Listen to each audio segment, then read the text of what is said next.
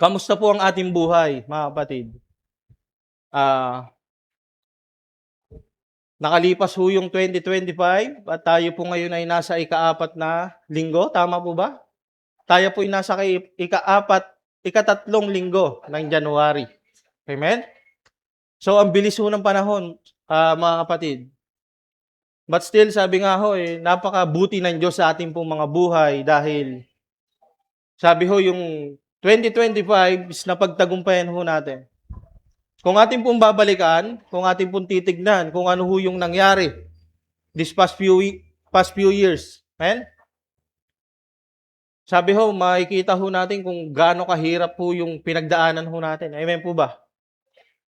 Hindi ho biro yung pinagdaanan ho ng bawat isa ho sa atin. Amen? Sabi nga ho, tayo ho ay may kanya-kanyang battle. Amen? Pakikibaka sa buhay. And sabi nga ho, hindi ho natin kayang ilarawan kung ano yung pinagdaanan ng ating kapwa, kundi ang Diyos lamang ho nakakaalam. Amen? But still, sabi nga ho, narito ho tayo ngayon, 2026, dahil sa awat habag ho ng Diyos. Amen? Hindi ho dahil malakas tayo, amen? Hindi ho dahil marunong tayo, kundi dahil ho sa Diyos. Amen? Kung bakit tayo ngayon ay nananatili pa rin sa mga araw na ito. So, sabi ho ng Bible, church, ito ho, paulit-ulit na ho natin itong naririnig. Amen? Paulit-ulit na rin ho na ituro dito sa church, pero gusto ho natin balikan upang ipaalala ho sa atin. Kasi ho, tayo hong mga tao, sabi nga ho, meron ho tayong sakit na kalimot. Amen? And kailangan always tayong nire-remind para maalala natin kung ano ba yung katuruan ng Diyos, ano ba yung gusto niyang ipagawa sa atin. Amen? So, gusto ko hong simulan dito sa mga ngaral. Amen?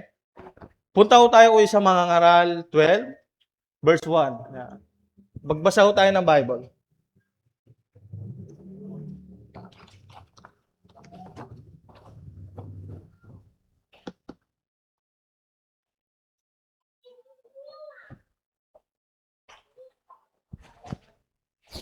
Mga ngaral 12, ba't yan ako, ya?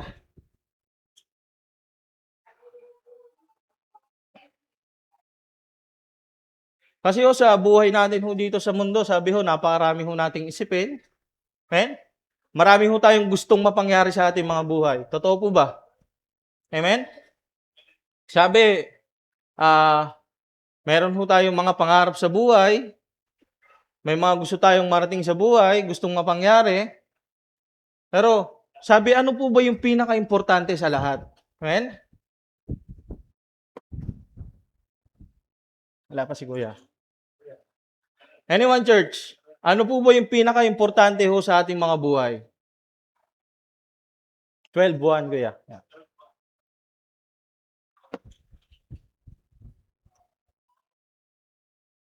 Ito ho, yung mga ngaral ho eh. Sino nga ho yung nagsulat ng mga ngaral? Sino po? Si King Solomon po.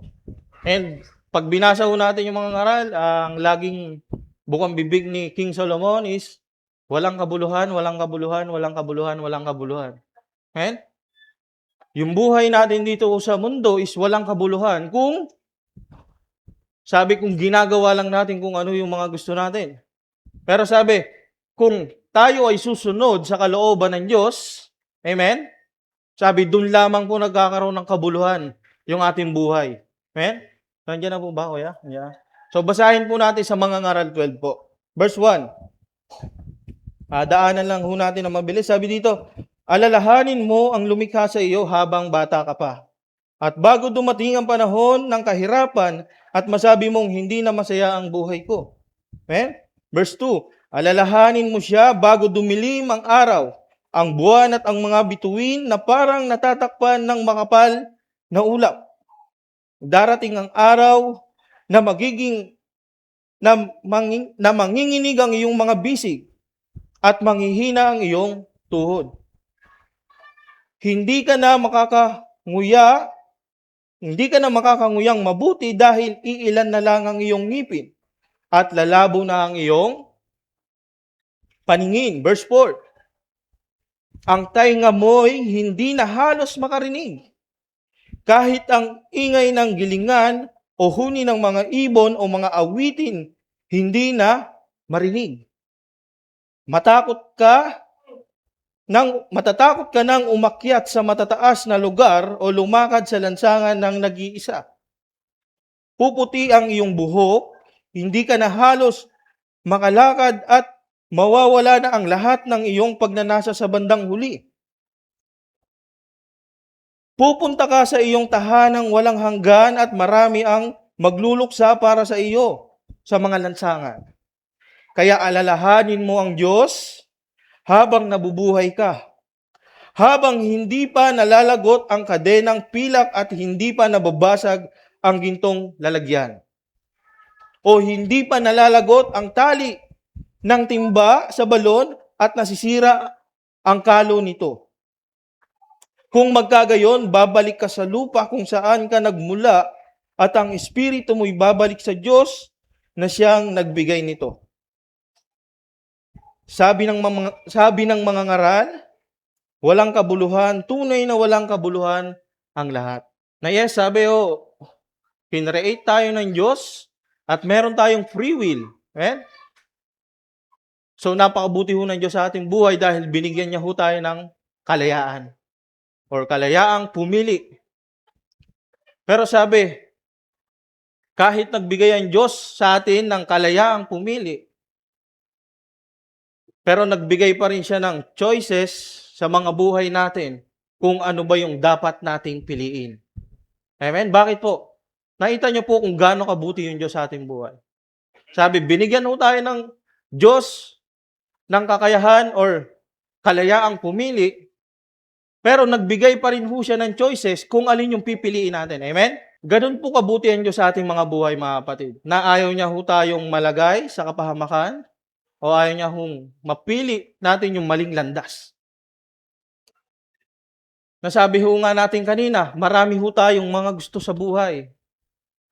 Marami ho tayong gustong mapangyari, ngunit sabi ho ng Biblia mismo, sabi, ang lahat ng bagay na ito ay walang kabuluhan. Maliban na lang kung alalahanin mo ang iyong Diyos sa iyong buhay at sundin ang kanyang kalooban. Sabi, sa pagsunod ho natin sa ating Panginoon, doon lamang ho nagkakaroon ng magandang purpose ang ating buhay.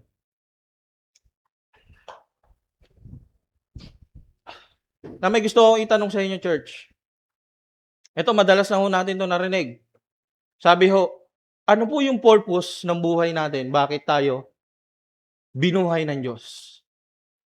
Anyone? Sabi, ano daw po yung purpose ng buhay ng isang tao? Kung bakit inalaw ni Lord na mabuhay tayo dito sa mundo? Amen? Amen? So sabi ho, may purpose ho kung bakit ho tayo nabubuhay dito sa mundo. Hindi ho para gawin lang kung ano yung gusto nating gawin. Amen?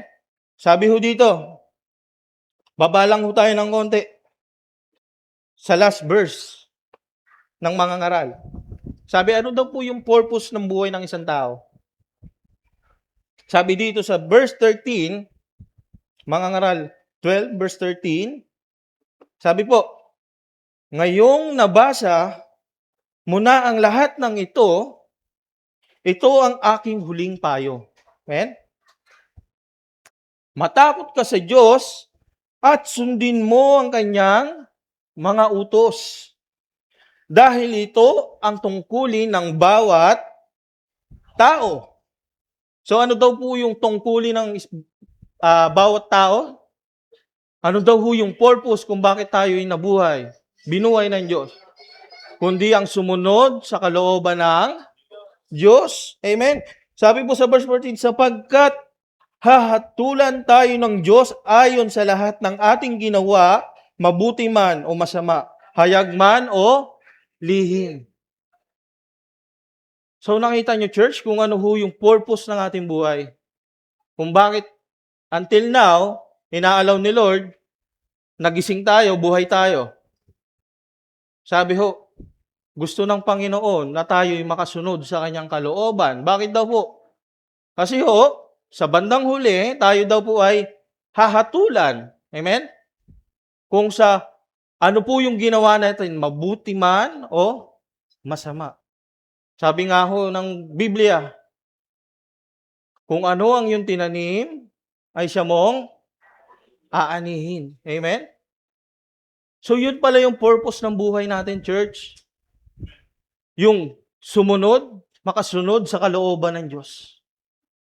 Ano pa? May mga sinasabi pa yung Bible about sa kung ano yung kalooban ng Diyos sa ating mga buhay. Wait lang.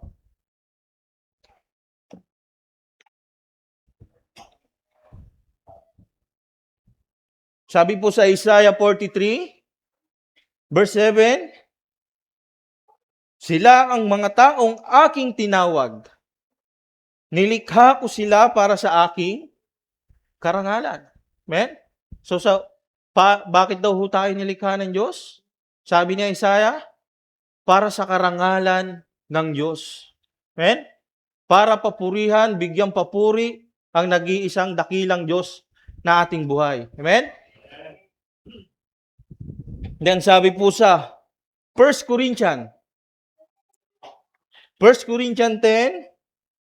verse 31, sabi po ni Paul, ito ang maisasagot ko riyan.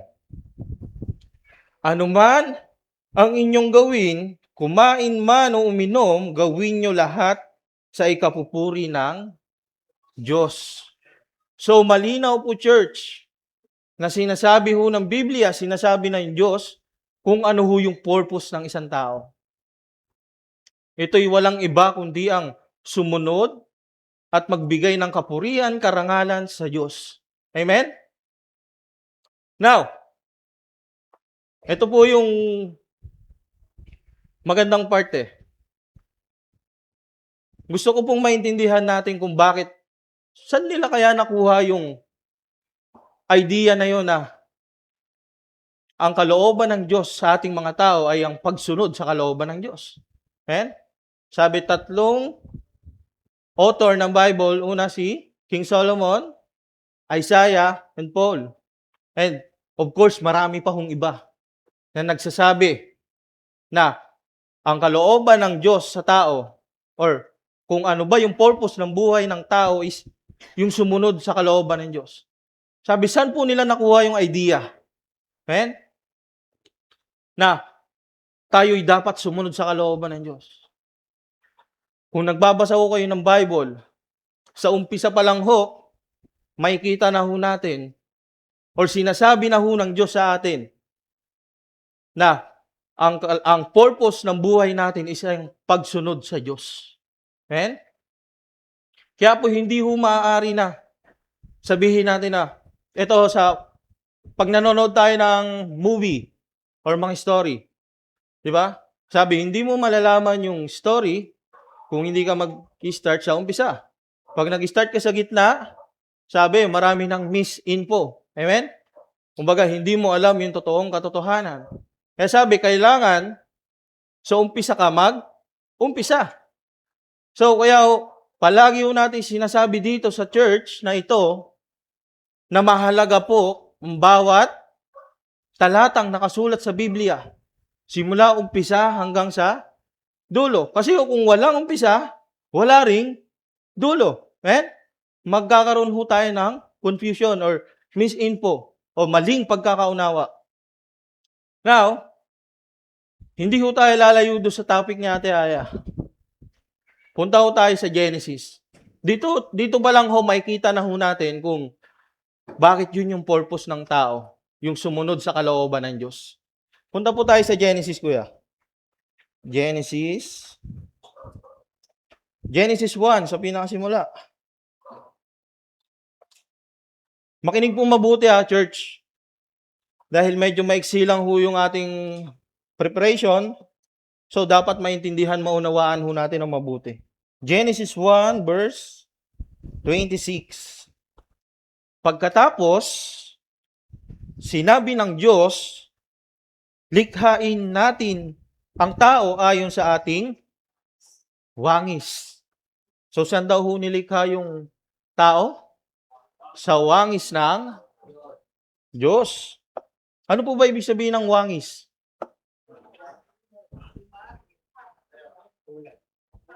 Wangis, kamuka.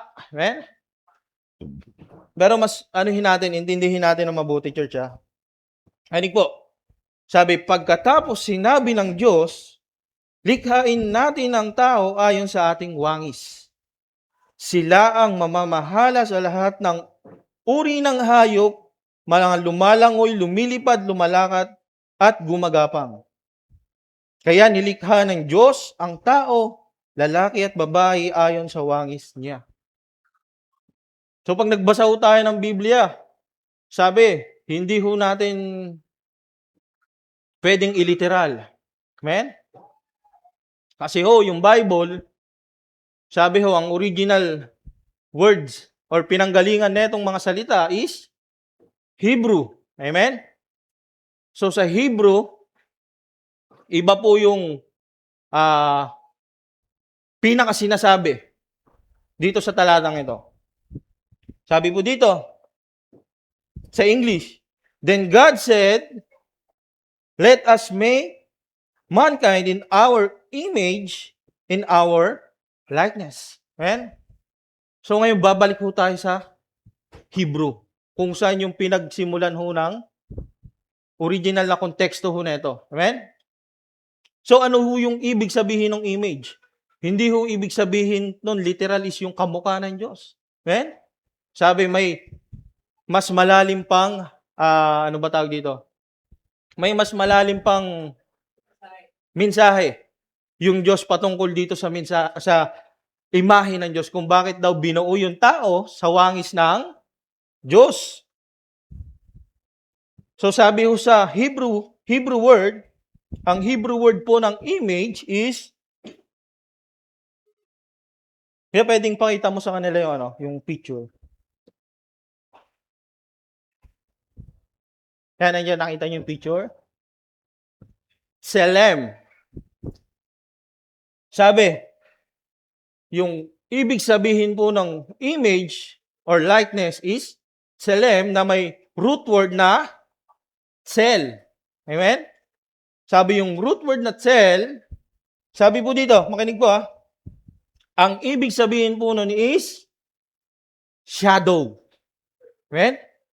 Yung ibig sabihin daw ng word na cell or yung ginamit na, ano ba yun?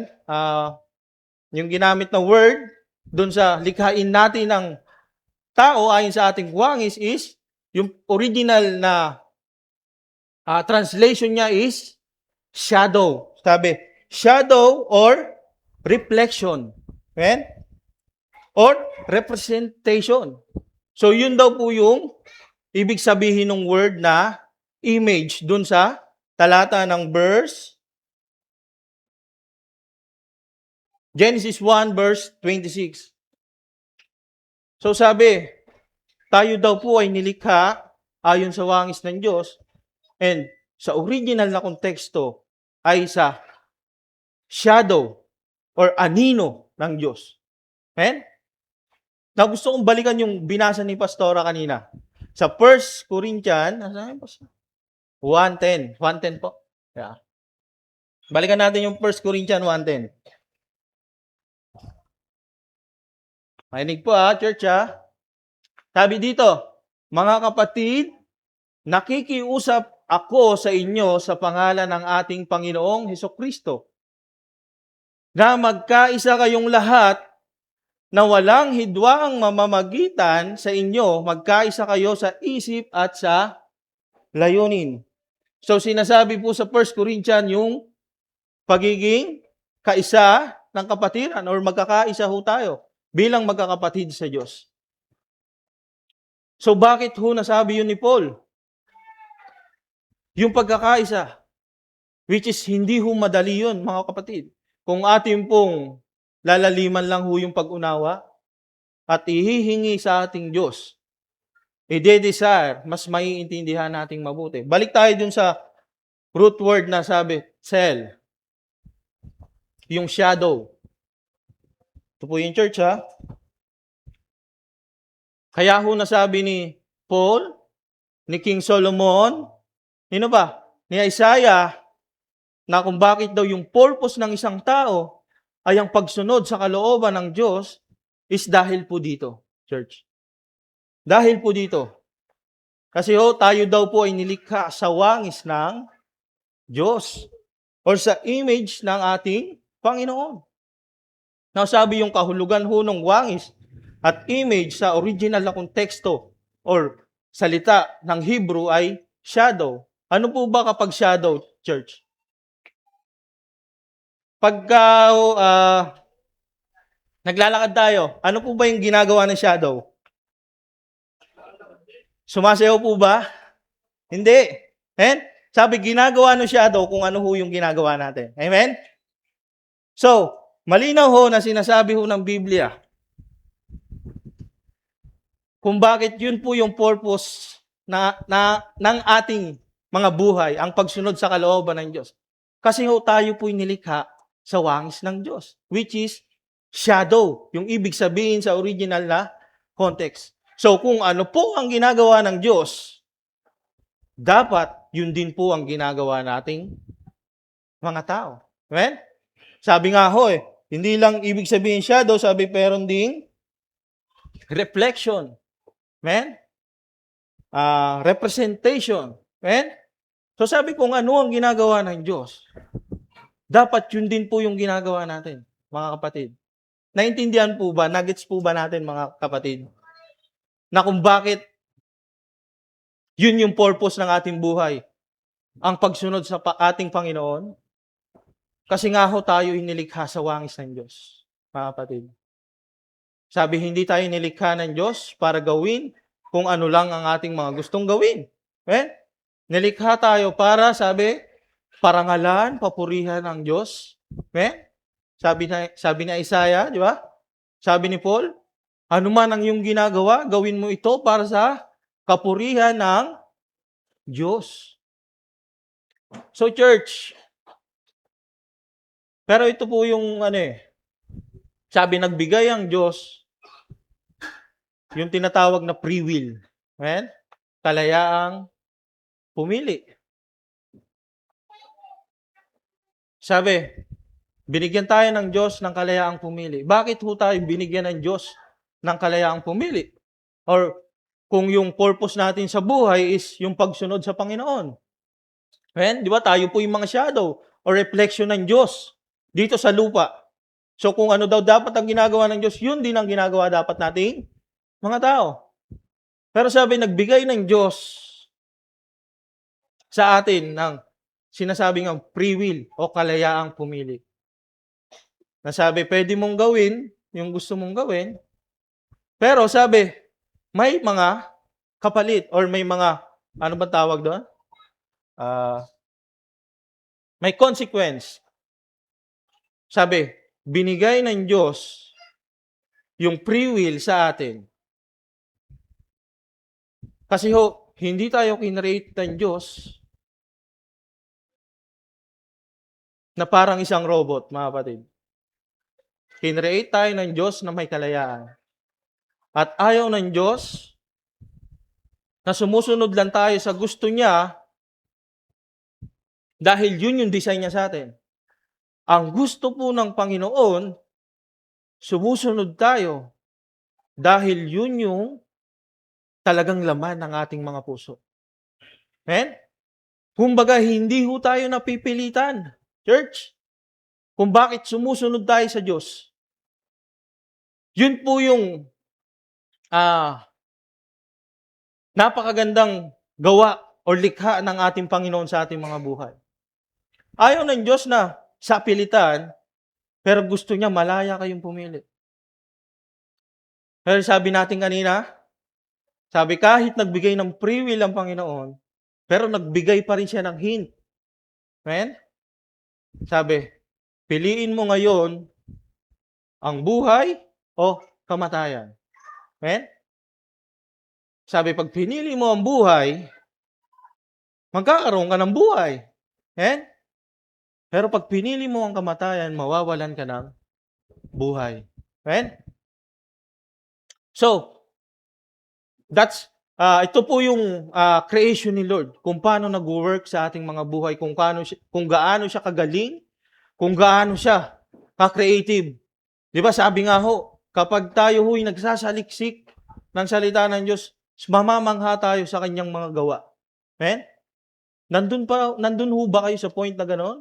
Na kapag nagbabasa kayo ng Biblia at na pinapaintindi sa inyo ng Diyos, namamangha kayo sa kanyang, di ba? Ang galing ni Lord eh. Sabi, nilikha tayo na parang shadow niya or reflection, na dapat kung ano yung ginagawa niya is yun din yung ginagawa natin. But still, sabi, nagbigay ang Diyos ng free will or kalayaan. Para ipakita natin kung totoo ba yung pagsunod natin sa Kanya. Amen? Kung totoo ba yung mga sinasabi natin. Kasi hindi po pwede na hanggang salita lang tayo, mga kapatid. Karamihan nung sa atin, sa salita. Pero sa gawa, doon tayo bumabagsak, mga kapatid. Ngayong alam nyo na. Sabi ni Solomon, ngayong alam nyo na ang mga aral na ito. Sabi, ano ba yung dapat nating gawin, church? Walang iba ho kundi ang sumunod sa kalooban ng Diyos. Amen? And ito pa ho. Dito po sa church na ito is tayo po'y biblical. Amen? Sabi ho, wala ho tayong ipinapangaral dito, kundi yung salita ng Diyos galing sa Biblia. Hindi ho sa sarili nating karunungan or pagkakaunawa, kundi sa pagkakaunawa ng Diyos. Or kung ano yung sinasabi ng Biblia mismo o ng Diyos. Amen? Tayo po ay biblical dito. And palagi ho nating sinasabi, church, dito ho sa church na ito is, palagi kayong magbasa ng Biblia. Bakit to? Para hindi kayo malinlang ng kaaway or maligaw pa. Now, sabi ho kanina, paano ho mag-work yung shadow? Di ba?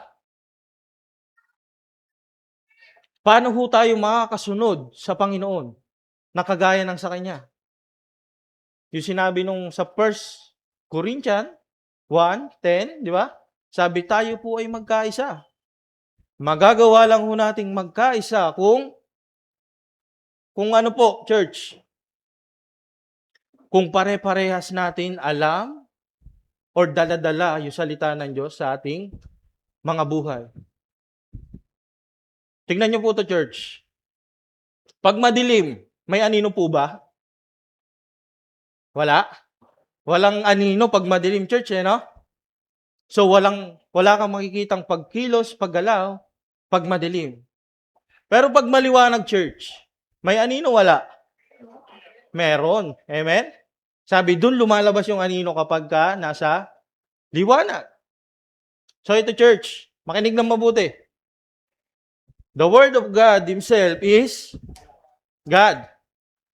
At ang salita ng Diyos ay Diyos. At ang Diyos ay liwanag. So, paano daw tayo makakakilos, makakagalaw ng katulad ng sa ating Panginoon? Di ba, sabi ng Bible, kailangan ng buhay natin, sabi, Christ-like character. Ito, church, naniniwala ho ba kayo na kung ano yung ginawa ni Jesus, kaya din natin gawin? Naniniwala kayo, church? Yes po. Kaya lang baka sabihin ng iba, kuya, ano yun eh? Diyos yun na nagkatawang tao eh. Yun na nga ho eh. Diyos siya na nagkatawang tao. Sabi, para ipakita ho sa mga tao na kayang makasunod ng isang tao sa kalooban ng Diyos. Sabi, nung siya po ay nagkatawang tao, siya po ay nagpakababa. Sabi na wala lahat ng kakayanan niya bilang isang Diyos. Naalala niyo ho, nung binasa ho natin yung Matthew, bago mag-start siya, bago siya makapagpagaling, di ba? Sabi, isa lang siyang normal na tao. Di ba? Nakapagpagaling lang siya, nakapagpalayas lang siya ng demonyo nung nag-start na siyang mag-fast. Diba? 40 days and 40 nights. Amen? Nung sinunod niya yung kalooban ng Diyos. Tsaka pa lang siya nagkaroon ng kakayanan na makapagpagaling or makagawa ng mga mahimalang bagay. Pero bago mag-start yun, sabi isa lang siyang normal na tao. Kagaya ho natin mga kapatid. Huwag niyo pong idahilan na, Kuya, Diyos yun eh. Nagkatawang tao lang. Yes. Diyos siya na nagkatawang tao. At nung nagkatawang tao siya, kapareha natin siya. Nakaramdam siya ng sakit, lungkot, kasiyahan, paghihinagpis. Diba? Lahat din yung nararamdaman natin ngayon is naramdaman din ng ating Panginoong Hesus. Amen? So sabi, the same ho tayo nung time na nandito ang ating Panginoong Hesus. Kaya, masasabi ho natin, church, na kung ano po yung nagawa ni Jesus, is magagawa din ho natin. Sa papaano hong paraan. Napakalinaw ho ng sagot. Wala hong iba kundi yung pagsunod sa kalooban ng Diyos. Yung pagpapasakop sa Diyos. Amen? Sabi nga ho, di ba, nung nakilala mo si Jesus, hindi na ikaw ang namumuhay sa iyong pagkatao, kundi si Jesus na. Kaya sabi, kaya natin na iwan lahat ng mga bagay ng mali sa ating buhay. Hindi ho dahilan yun na, ganito na ako pinanganak, ganito na ako mamamatay. Minsan ganun tayo, church. Pinanganak akong matapang, mamamatay akong matapang. Ganun ho tayo minsan, church eh. Pinanganak akong, Pinanganak akong kuripot.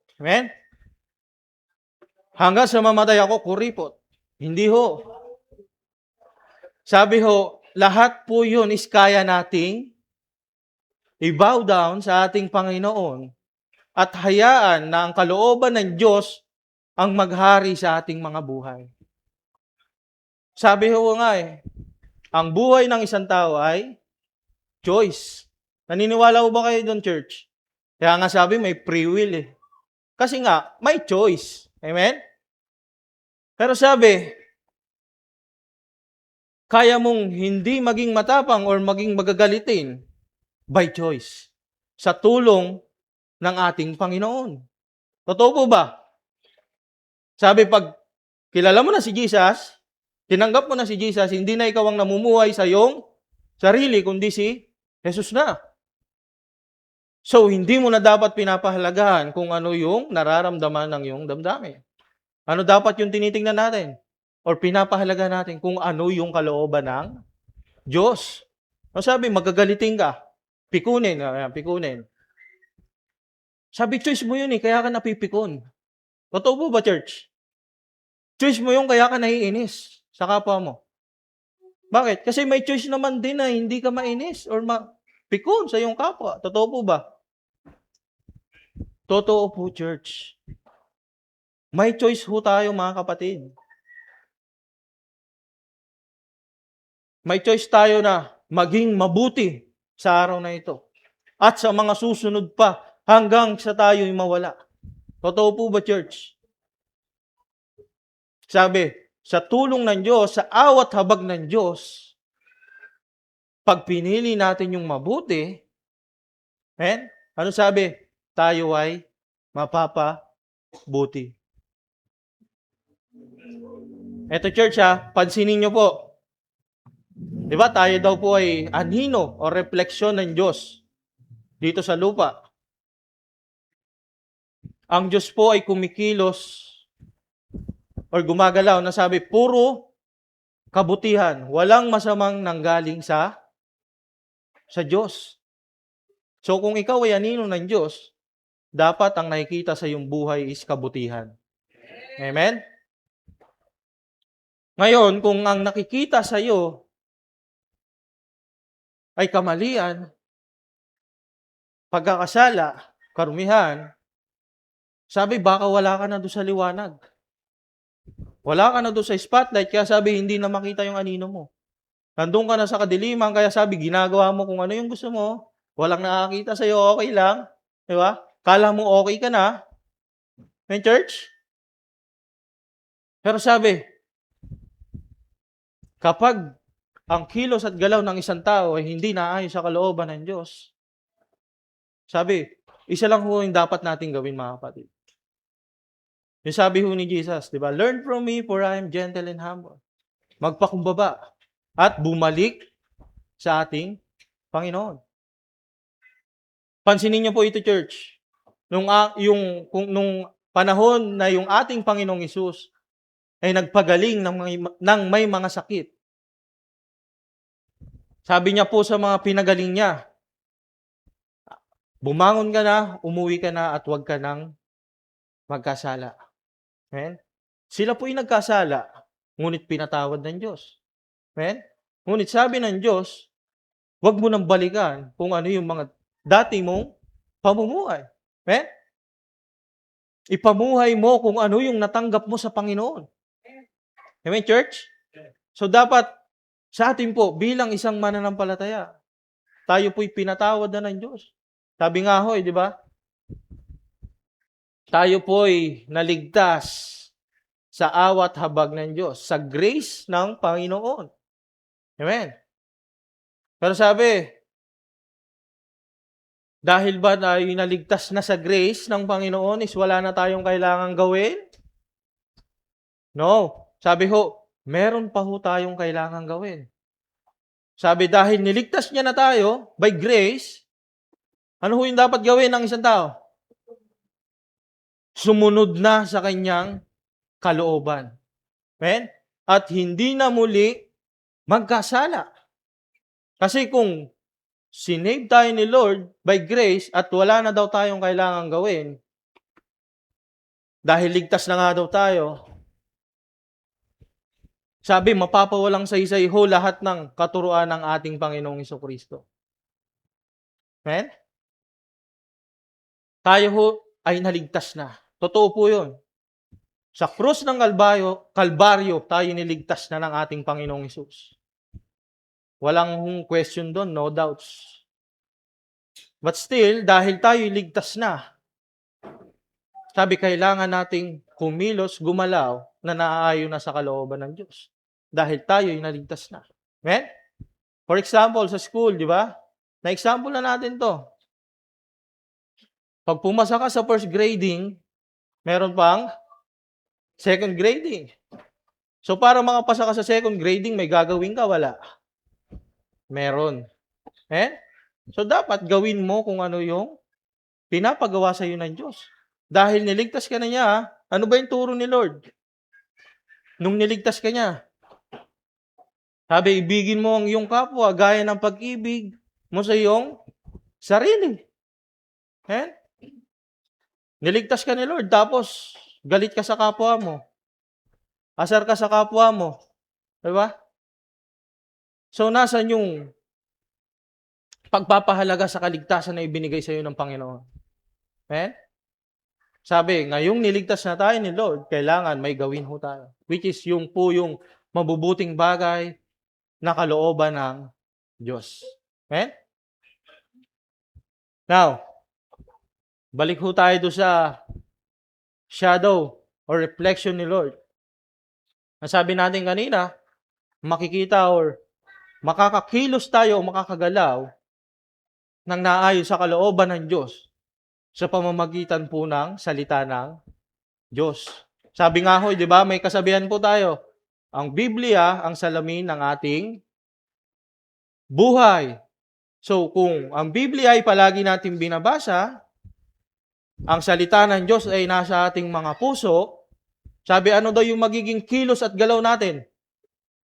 Kagaya ng sa Diyos. Diba? Kasi liwanag ho yung Diyos eh. At tayo yung anino. So, kung binabasa natin, kung palagi tayo nakasunod sa liwanag, sabi, makakakilos, makakagalaw yung anino ng katulad din ng sa Diyos. So, mahirap po ba, church? O madali? Madali lang ho. Yun ay kung sabi nga ho marunong tayong makontento sa kung ano yung binibigay ng ating Panginoon. sa ating mga buhay. Pangako ng Diyos, pinaka-famous, unahin mo ang Diyos,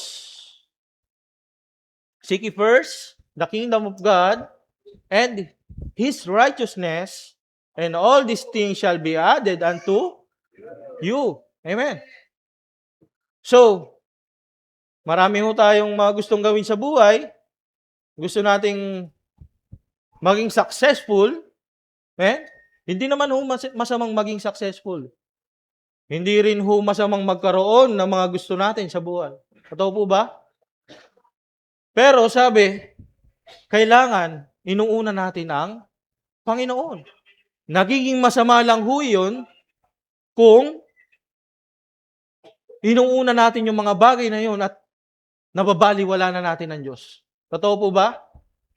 Doon lang ho nagiging masama yun. Pero sabi, kung uunahin mo ang Diyos, sabi kahit hindi mo pagpaguran, kahit hindi mo hingiin, kung talagang para sa iyo, ibibigay yan ng Diyos. Amen? So church, malinaw ho na tayo ho'y nilikha sa wangis ng Panginoon. At na dapat ang kilos at galaw ng ating mga buhay dito sa lupa ay ang siyang kilos din ng Diyos doon sa langit. Kung ang Diyos ay Diyos ng kabutihan, dapat yung anino niya is mabuti.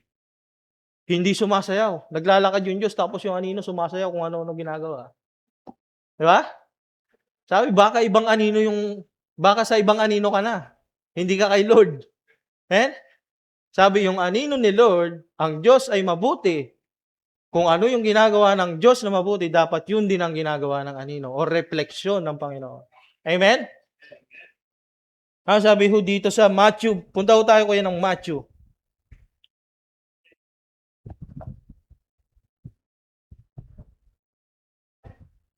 Matthew.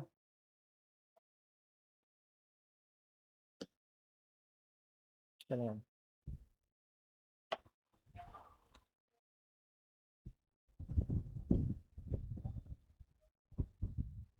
Matthew 7. Ito ho, aral ni Jesus. Matthew 7 verse 15.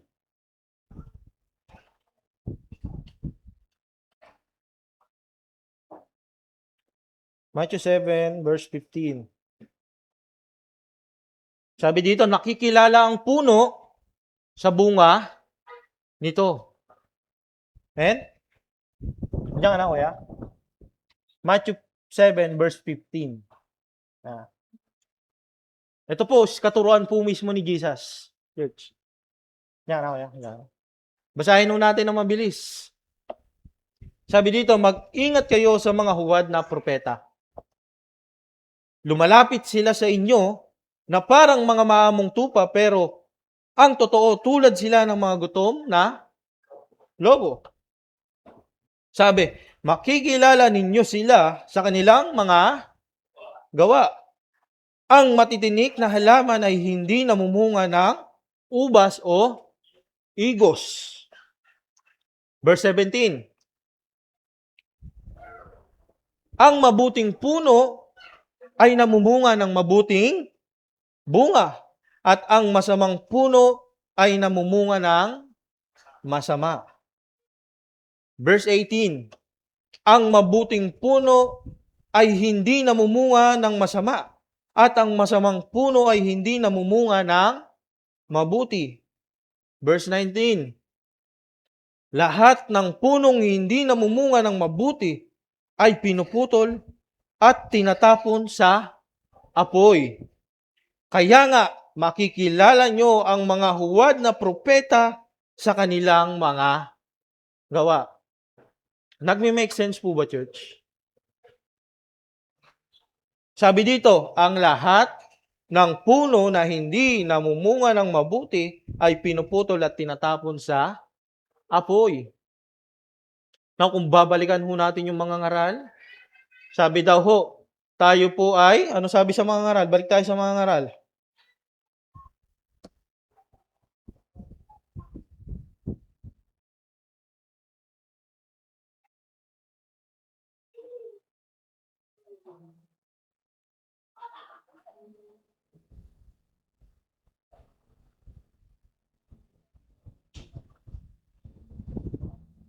Ano po yung sabi sa mga ngaral?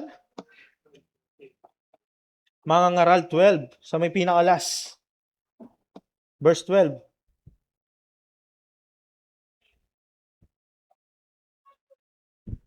Yan. Mga ngaral 12, verse 14. Sabi po dito sa verse 14, sapagkat hahatulan tayo ng Diyos ayon sa lahat ng ating ginagawa. Amen? Mabuti man o masama. Hayag man o lihim. Now, balik tayo sa Matthew. Mateo. Matthew 7. Sabi ho sa verse 19, kaya ang lahat ng punong hindi namumunga ng mabuti ay pinuputol at itinatapon sa apoy. Sabi, kung ano nga ho yung tinanim natin, yun din nung aanihin natin, mga kapatid. Sabi, nakikilala ang puno sa kanyang bunga. So kung ang puno ay mabuti, dapat meron siyang mabuting bunga. Kagaya ng sabi natin kanina, kung tayo ay anino o refleksyon ng Diyos, ang Diyos ay mabuti, dapat ang reflection natin is mabuti. Yung mga nakikita sa atin ay mabuti. Pero sabi, kung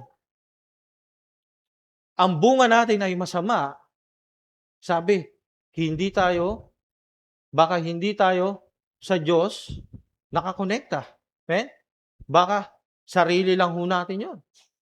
Sabi ho dito sa verse 20, kaya nga makikilala nyo ang mga huwad na propeta sa kanilang mga gawa. So malinaw ho, mga kapatid, sa katuruan ng ating Panginoong Hesus. Mahirap po ba intindihin, church?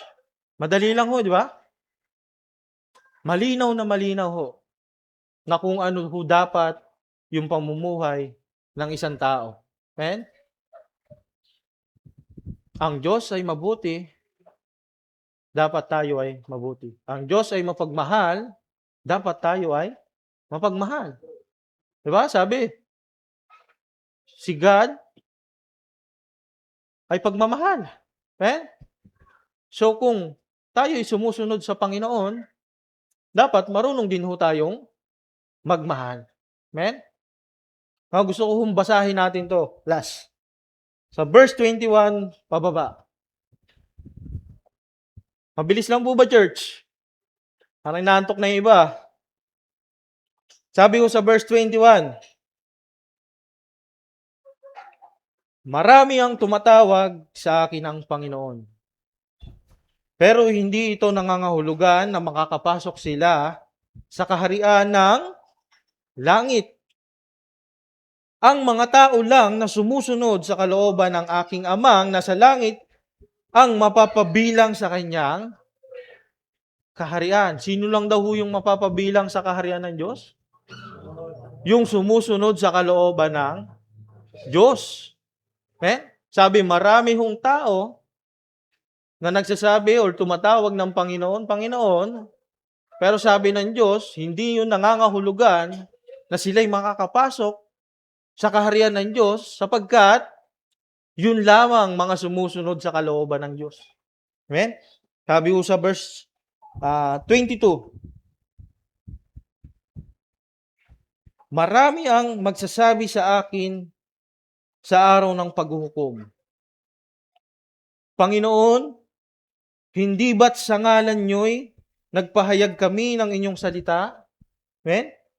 Nagpalayas ng masasamang espiritu at gumawa ng maraming himala?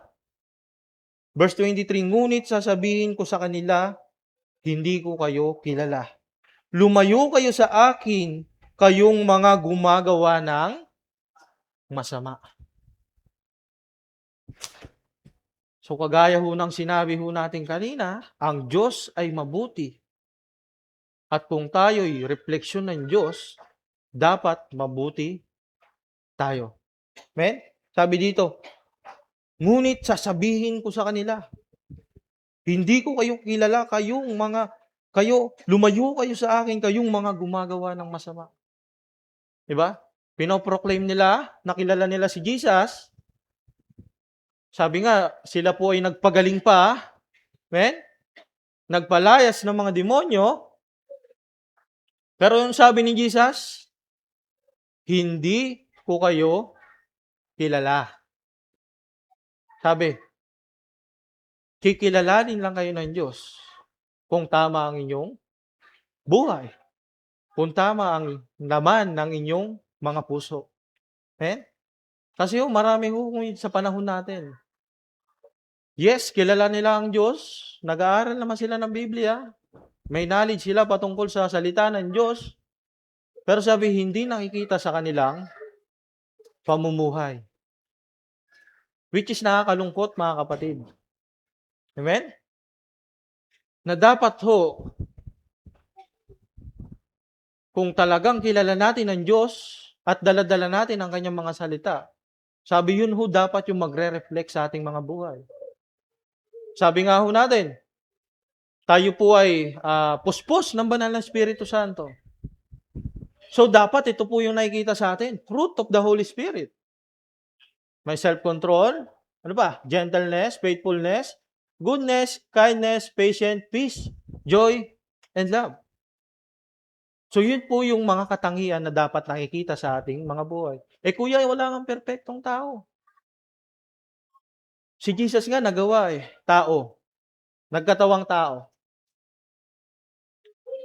So tayo kaya rin natin. Kung marunong tayong magpakumbaba sa Diyos. Amen? Totoo po ba, church? Kung marunong tayong magpakumbaba sa Diyos, magagawa natin kung ano yung nagawa ng ating Panginoong Hesus. Kung hindi na tayo yung nasusunod sa ating buhay, magagawa natin kung ano yung kalooban ng Diyos. Malinaw ba, church? Yun po ang purpose ng tao. Yun po ang purpose natin dito sa mundo. Ang sumunod sa kalooban ng Diyos, itaas ang Diyos, bigyan ng papurit parangal, amen? Kumilos, gumalaw ng naaayon sa kalooban ng Diyos. That's it. Wala na pong iba. Sabi yung mga bagay-bagay sa mundo, sabi, bonus na lang yan. Amen? Kung meron tayong mga trabaho, di ba? Mga business, or what, and everything, na sabi, pinagkakabisihan natin dito sa mundo, sabi, pangalawa lang yan. Ang una palagi ay ang Diyos. Kasi kung wala ang Diyos sa ating buhay, sabi, hindi natin magagawa rin kung ano yung mga bagay na nakakapagpasayaw sa atin or kung yung ano yung mga gusto nating gawin. Amen? So, malinaw ba, church? Naintindihan po ba, mga kapatid? Tayo po ay refleksyon ng Diyos. Amen? Hindi po natin pwedeng idahilan na may free will. Amen? Bagamat may free will, pero sinabi ng Panginoon kung alin yung pipiliin mo. Amen? But still, sabi nga, dito po wala sapilitan. Amen? Hindi tayo namimilit, kundi yung gusto natin is yung kusa, na lumalapit at nagpapakumbaba sa Diyos. Yun po yung gusto ng Diyos, yung may kusa. Kaya maraming salamat po sa mga kapatid natin dito na may ganun ng puso. Amen? Yung makapaglingkod sa Diyos, makatulong sa kapwa niya. Sabi, alam ng Diyos ang laman ng inyong mga puso. Si Lord ang magbabalik ng lahat ng pangangailangan nyo sa inyong mga buhay. Amen? Sa ngayon, sabi, gawin natin kung ano yung purpose natin o yung part natin bilang isang refleksyon ng Diyos. Gawin natin yung mabuti. Amen?